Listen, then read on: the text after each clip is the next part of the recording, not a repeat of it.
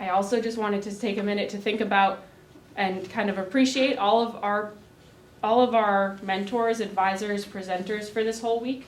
We're going to get to talk more about what you thought went well and what would have been better and stuff next week. But I just wanted to point out that this class is not just me being your teacher or your facilitator and you guys being students. It's actually not really a regular course. It involves all these people who have come into our classroom to volunteer their time, and that's time that they could be working, making money. They've instead come here to talk to you guys. So I just want to remind you about that, and because I know that you all have a lot of commitments and a lot of things going on, and sometimes, especially in the spring, school gets really crazy with lots of things.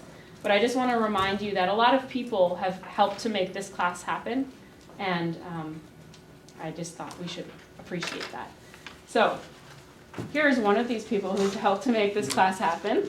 I want to introduce you to Erik Bruun, who's our presenter today. He's going to talk about our oral presentations that we're all getting ready to do. Erik is president of SoCo Creamery, which is probably one of our favorite local businesses on Railroad Street, and the founding chairman of Railroad Street Youth Project and Project Native. And he also has a background in journalism, so I think that he's our perfect candidate for this class because he's really good at presenting things as well as doing things. Yeah. Thank you, Erik. Yeah, the pressure's on, yeah. Thank you. Yeah, just remember the part about appreciating it. So yeah, 3 minutes. Wow, that's a really tight timeline that you're each going to have. And so what I would say in advance is I'm going to give you an outline that will be more than 3 minutes. So what the 3 minutes is going to force you to do is decide what's the most important, most compelling, interesting element of your idea.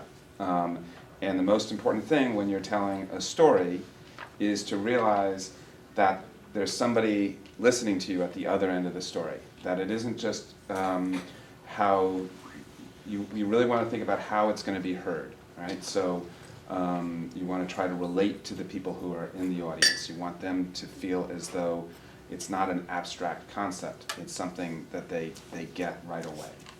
So I can't remember your name. You did it last year, right? Yes, Rachel Moriarty. Rachel, and you did the composting? Mm-hmm. Right, okay. So Rachel did a thing about composting, and I can't remember the underlying notion of it. Actually, it was you had bugs that ate the organic material, Right. and then it was going to be turned into soil or something like that. Is that right? Right, I had a worm pit in my house and my mom didn't like it, so I wanted to find a solution to have home composting at a commercial sustainable level. Right. So this was not about a solid waste problem in South County. This was about worms and composting that most people who deal with trash can relate to right away. All right. So that's a great way in which you frame your idea. Okay. But before going on to my thing, I want to know just everyone's name and in a sentence what your idea is. And I've got a little chart so I can remember. You first. Hi, I'm Fiora, and my business is my art on greeting cards. Okay. Hi, I'm Anna. Anna? Okay. We have a business together, and it's a restaurant that incorporates culture into the entertainment and food. Culture, entertainment, and food? Mhm. Okay. And what's your name? I'm Zoe. Zoe, Anna, Zoe. Okay. Hi, I'm Luke, and my business was a membership-based service in which we'll provide people who are members, obviously, with sort of deals and promotions of local businesses. Okay. I'm Tyler Kuhn, and my business is a e-coupon service for local businesses. Okay. I'm Ethan, and I'm planning on opening a restaurant. Okay. I'm Donovan. I'm working with Abby and Nate over there. Okay. We're making apple juice out of locally grown apples. Okay.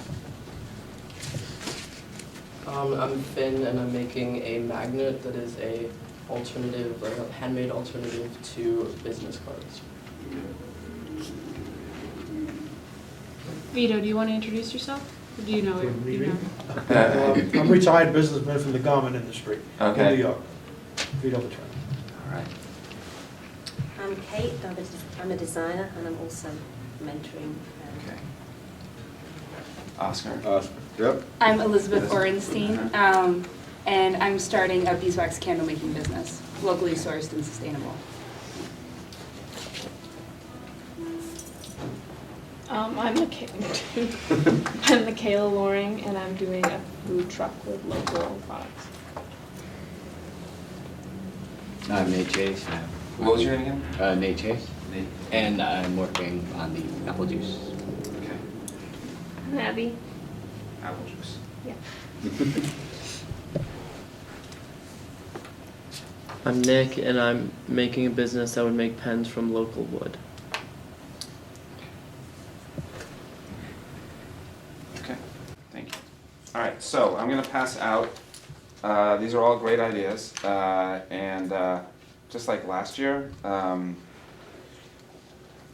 innovation of is fabulous that people have. One can't come up with many of these ideas, at least I think. So the what I'm going to do is I'm going to give you what I just handed out is basically 10 questions to think about that from the perspective of someone who would want to invest in a company, they would want to know. And you need to sort of, this is from a venture capitalist sort of presentation that a friend of mine gave to me about what venture capitalists look for when an idea is presented. And it's not necessarily that you're dealing with people who will look at you like a venture capitalist, but what it does give you is an outline of the kinds of questions that anyone who wants to get involved in your business, you would need to answer, okay? And it's a nice structure for thinking about how to present your idea, okay? And when you go through, I think when it goes through this outline, there's a way in which you can identify different elements of it. And as I said, because you've only got 3 minutes, you kind of want to go to the things that are particular of interest, you know, that's the strongest part of it, and then you fill in with the other parts that would support it, okay? And what I'm going to do is I'm just going to go through what this class will look like is about 10 or 15 minutes of me talking, and then me calling upon several of you to talk about your idea in this sort of spontaneous way. Try to answer those questions yourself so that you can get a sense of what it is. And I may, if it's okay, Howard and Oscar, you know, if you all, if there's sort of think in terms of, I know that each of you have had your own businesses. I'm going to go through the SOCO sort of as an example, but I maybe one of you could think in terms of that so that there's someone else who can provide a bit of a model of what it looks like, you know, this sort of analysis looks like. I'm putting people on the spot, but that's okay, I think. And Eric, just to let you know, Michaela has to leave at 4. Oh, okay. And what time is the class end? 5? 5. Okay. All right. So,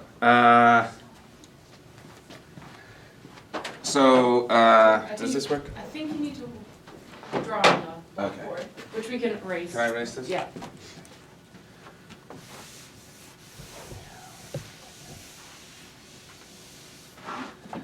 All right. All right. So the first thing is, what's the problem you are solving? A lot of times, people don't know there's a problem. Before the laptop and computer was invented, people didn't know there was a problem that they didn't have laptop computers. So you don't know necessarily, you know, the insights that each of you have in your business should be geared towards the problem or the missing thing that's there or the opportunity that you see. So for example, if I once started a business that was a weekly newspaper in Lenox, and I thought the problem was that there wasn't really good coverage, newspaper coverage, local coverage of the Lenox, Lee, Stockbridge area, right? I was a reporter, right? So I was very focused in on that, and I thought this was a good idea. But not many other people actually thought there was a problem. And so you have to have a connection between what your sense of what the problem is and what the market says is the problem. And sometimes there are ideas, I mean, I remember that when I was a kid, about your age, younger, there was something called, there was the pet rock phase, remember that? The pet rock? Yes. Where some, I can't remember who, but someone invented the idea of there being selling pet rocks.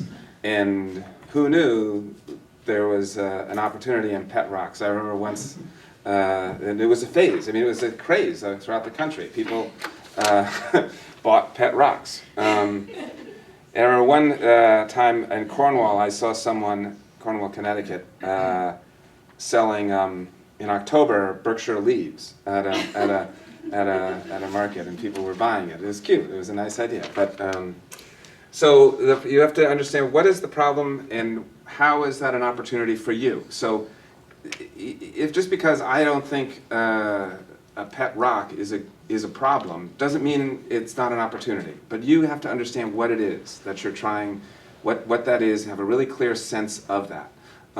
So like with apple juice, there's a lot of apple juice out there. What is it that makes your apple juice meet some sort of need that the market will respond to? Okay?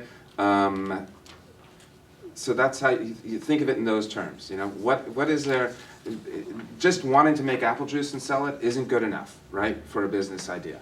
It's got to have some way of meeting what's out there in the environment. Okay?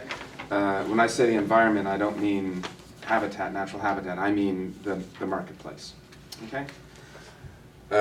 What's your solution? How are you going to come up with the answer to the problem or the opportunity that isn't being taken advantage of out there? What was there was a guy last year. What did he make? It was that Soap or mead? Mead. And mead came from honey. So mead was a liquor, alcohol. Made from honey. Yeah. And this was something that is historically was really important, a big part of society for hundreds of years. And it had faded out, and his solution to it being a really neat thing to do was to come up with making it again. So how is your idea solve the problem that's missing out there? So this is a kind of like a logical thinking process that you go through. All right. Your business model.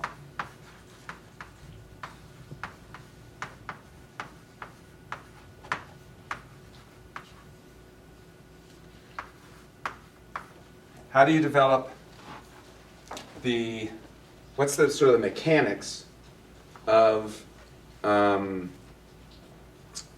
the putting together of your solution, right? So with, I'll stick with the apple juice if that's okay.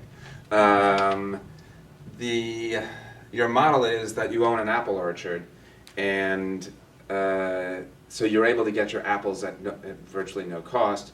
That way you can keep your cost of production down, and you can be an advantage in providing a locally made apple juice. I don't know what your reality is here, I'm just making it up. They have an interesting model, actually. Yeah? Okay, so whatever, so you guys will go first, okay? Is that all right? Yeah. Okay. So how does the business actually work? How are you going to take advantage of it? What's the underlying... Now it says technology because this is designed for venture capitalists. And venture capitalists only like, or predominantly like technology. So I added magic. So what makes it different? How is this something special and different? Okay? Then you've got the marketing and sales plan, and you can see how you're not going to be able to do this in 3 minutes. So if you've got a great idea for marketing that's much better than your team, which is going to come, who's on your team, you go with this brilliant marketing idea that you've got. Okay. Marketing, sales, competition, that's important. You don't necessarily have to have a solution for the competition, but you have to understand that there's competition out there. If you're making handmade pens, right, there are a lot of pens out there, right? So how is it that your pen is different than those other pens that would probably be much cheaper? What's the distinguishing thing? Why is it important? Why would people want to have that? So you have to be able to answer those questions to yourself before you can answer it to other people. Competition. Your team. Now sometimes team is not very interesting. That's why it's kind of farther down the list.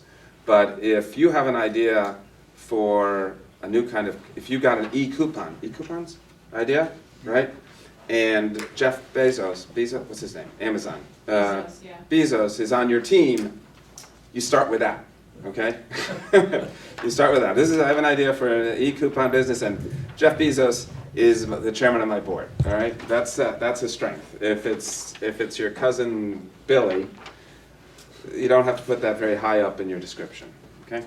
Although he may be great, your cousin may be great. All right, the timeline and use of funds. And again, you need to know this. It's not going to be in your 3-minute presentation unless you've got like $1 million to apply to it. I've got this idea, it's totally well funded, there's $1 million and we're going to get it done and da-da-da-da. But you need to be able to answer those questions. So it's a little, this sort of 3-minute timeline makes this full outline tough, but it gives you a sense. You have to be able to answer these questions and know what they are. And then the summary and call to action. And that's just sort of a summary of what you're doing and what you're asking for. So when you make a presentation, or once with the Railroad Street Youth Project, do you all know what the Railroad Street Youth Project is? It's a youth organization here in Great Barrington, and we made this 30-minute presentation to Berkshire Bank, and great presentation. Afterwards they told us, and I didn't do it, I was on the side, the original founder was the one who led it, and the people who were hearing it said this was the best presentation we ever got. But when we were done, the president of the bank said, that's great, what are you asking for? So you need to put the ask. You have to put the ask out there. So if it's money, right, it's money. If it's you need someone to be a customer, then you say, we want you to be a customer. We want you to be an advisor. But you need to be clear on what it is you're asking for at the end of it, okay? And that's not, it seems obvious, but it isn't to a lot of people. You're not just doing something for a good idea to present it, you're doing it for an intention and an outcome. And you want that outcome to be clear and explicit. Okay, so this is 10. 1, 2, 3, 4. I think you missed one, which one? Is projections and... No, that's their timeline. Oh, projection milestones, budget, sorry. Yeah, timeline. And I compressed these two. So consider this as 8 and 9. So, have a sense of what's the time frame of doing this. You're not going to sell pens before you've made pens. You're not going to sell e-coupons before you've made arrangements with the stores to accept them, for example. So that's the basic idea. So what I'm going to do now is I'm going to go, like with SoCo, we need to raise a little bit of money because we're putting in a new production facility. All right? And the reason why we're putting a new production facility is to reduce the cost of goods in producing it, because we have a system where the ingredients are made in Great Barrington, we send it to a co-packer south of Hartford, and then we it's shipped to our warehouse in Pittsfield, and then it goes out. It's 3 different routes, it's 3 different transportation routes. If we can get it all under one, the cost of goods will go down, and it will improve the business model and improve the profitability, right? So with SoCo, you could say the problem or the opportunity is there's not enough good, high quality, natural, made from scratch ice cream out there. And people like ice cream, and they like that kind of ice cream. And with the industrialization of food, that quality has been lost. And we're providing a nice new quality that gives a sense of identity for people who want to have something special that says something about themselves. Our solution is we make homemade or handmade from scratch ice cream that is all natural ingredients, non-GMO, et cetera, et cetera. The business model we have is flawed at the moment because of this production problem, cost of production problem, and we've got an idea to fix it. The underlying technology magic sort of goes back to this solution in terms of everything is made from scratch. So sometimes if you have the brownies and banana ice cream at SoCo, you might get some eggshells in it because we actually make the brownies ourselves and we make them from scratch. You're not going to find that in a industrially made ice cream. So it's the handmade, made from scratch part. That's the technology, the magic. Marketing and sales plan. I won't bore you with it, but part of it was at the farmers market, and just to be visible and out there and represent ourselves in a way that reflects the local Berkshire idea, the fact that we use local products, and we have a website, and Instagram, etc. Competition, it's highly competitive business, and one of our problems is because our business model isn't efficient, we're not able to compete from a price perspective. So this money that I'm asking for is designed to make us cost competitive so that we can be profitable and be in the market, compete with our competitors in a way that is profitable. Team, we have really good experienced people. Timeline, it's like at this point, it's a fairly short timeline, and we hope to have it done by June. And so what I'm asking for is money to help us do this, to solve the problem of having good, high-quality ice cream at an inexpensive price, relatively competitive, inexpensive price. So, does anyone have any questions on what I just said? How many of you have been to SoCo? Good. That makes the problem smaller. Yeah, it does, yeah. What's your favorite ice cream? Espresso cookie. Espresso cookie. What's yours? Strawberry. Strawberry is amazing because strawberry, when I went into it, I thought everyone would love strawberry. Strawberry is one of our lowest sellers. Nobody gets it. When we were kids, I'll come back. When we were kids, it was vanilla, chocolate, and strawberry, and now it's not. Mexicali chocolate. Mexicali chocolate, yeah. Does anybody know what he just did? He just marketed it because every flavor that he said, he's like, oh, this is like how we do it. This is the natural stuff. Yeah. Market research. But what else? I mean, market research. You did a survey. Yeah, but that was what I came at. What I also did was I wanted to get you engaged in a personal way with what I just talked about. So if I'd been smarter about it, I would have started by asking you your favorite one, and that would have been a more engaging thing because you want to be, as I said, you want people to think, to relate to your product as quickly as possible when you're telling a story, I think, and you want it to be fun, right? And you want it to feel personally connected, and you want to make it feel relevant, right? So the composting business feels very relevant, for where everyone is thinking in these ways, and it feels relevant, and you want to be involved in it. The fact that you guys are telling these stories to the audience you're telling, everyone is there wants you to succeed. Everyone who's there hopes that your idea is a good idea and that it's going to be successful. And they will be impressed by the conviction that each of you will have, which I'm sure you have. And so even if it's just that, this sort of passion for it, that it comes from some authentic place, which I'm sure most of these ideas come from, like something that's personal to you. You don't want to hide that personal connection, right? So this is apart from this, what I just said. That's like the mechanics of the outline, but if I don't know what the source of your store was when you first did it, but I mean, Nepal. yeah, and Yeah. you have a connection to Nepal? In some way? No, I didn't. No, you didn't? But did you have some belief? Yeah, some sort of- It was, I met somebody from Nepal who worked with artisans in that area, and they had a big history of handmade things, but they had nobody to sell it to. Mm-hmm. And we came up with a business model where they could market those things globally. Mm-hmm. And so is there a meaning aside from making money for you in that? Yeah, the end result was a year or two ago, there was a large earthquake that destroyed almost all of the historical sites in Nepal. Mm-hmm. And as a result of the work we did in the project, there was actually hand people left who could go in and rebuild the handmade monuments. Really, yeah.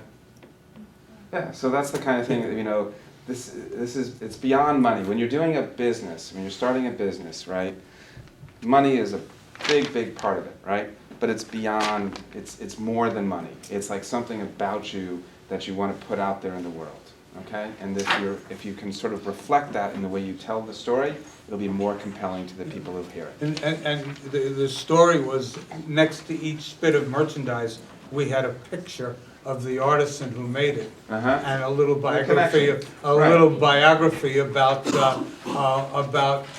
his ancestry and where he learned, and people really gravitated to those stories. Right, and so and they got to know who he was. Yeah, so the marketing and sales plan. So I don't know what the Apple story is yet. So let's go. We'll go with the apples. You've all talked. I've done enough talking.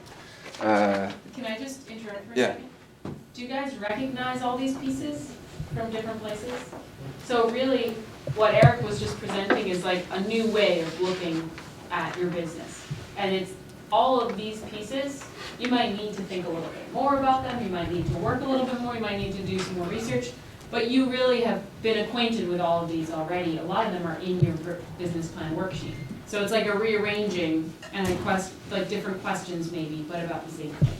And the 3 minutes that you have in a presentation is you just want to tell a compelling story, so the people who are interested will come back to you after the presentation and say, tell me more, or have questions. So in those 3 minutes, you really just want to capture everybody's imagination and get them thinking about how they can help you. And I think that's the thing that probably is different from what, like a presentation to venture capitalists, you're asking for money. Now, all of you guys, when you're presenting, you're not really necessarily asking for money. Because who's gonna start their business, or who's gonna actually go on and do this business after this class? Okay, so we have 3. Now, you guys all might be asking for money, or you might be asking for customers, or you might be asking for contacts, like who should I sell my cards to, right? So you guys have some real asks that you can include in your presentations. If you're not planning to actually start your business right away, your asks might be different. It might be like, I would like to continue to learn about this. Who knows about this? You know, so your asks might be different. Yeah, there was the girl last year who was looking for a place to make her popsicles. Yep. All natural popsicles. And because she presented, she was hooked up with multiple things that she could go and talk to the ice cream maker at SoCo. She found church kitchens to work in. So try to think about what your ask is, but don't be hemmed in by asking for money or customers. You can ask for different things. So I picked on you Apple people, but does anyone else want to go first? Anyone feel like they can come up here and tell the story? This is like your rough draft presentation, so it can be rough. It will be rough. Elizabeth, do you want to go? All right. The getting up Can I is the bring, hardest can I bring part. a cheat sheet? Yeah, of course. So next week, we're going to talk about resources that are available to you if you want to keep on this path and keep exploring entrepreneurship. And we're going to have a couple of different people talking about those things. We're going to talk about Berkshires because you're all going to get 200 Berkshires at the final event when you finish your projects. And we're going to talk and kind of reflect on what you've learned and what could be better. And you guys can give me some feedback also next week. And we're also going to take some time to continue practicing your presentations because the final event of this class is presenting to the public your ideas, and I want you to be comfortable doing that. So today we're going to focus on that, and we're going to get some time to practice, but we'll try to get more time to do that next week.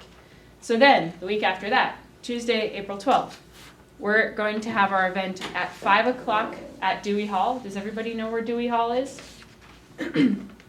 So most people know where it is, but it's in Sheffield on Route 7. So when you go to Sheffield, you just take Route 7 south. And then when you get to the little village center, there's a church, there's a mobile station, there's a post office, Berkshire Bank. Just south of Berkshire Bank in that little kind of where the green is, that's where Dewey Hall is. It's has big stone. It's made out of big stones. It's called rubble stone. And it has a tower. And it's at 91 Main Street. So if you have questions about how to get there, or if your parents do, let me know. I think I've decided we're gonna have a pizza party before the event starts so that you guys won't be hungry. So you can get there early, 4:15. You can get there. I think I'll be there at 4. So you can get there anytime after 4, and we'll have pizza, and you can get comfortable with the space, and you can even test out the microphone or anything you want. So you don't have to get there at 4:15, but you're welcome to. You have to be there by 5. 5 is when everybody in the world is going to arrive.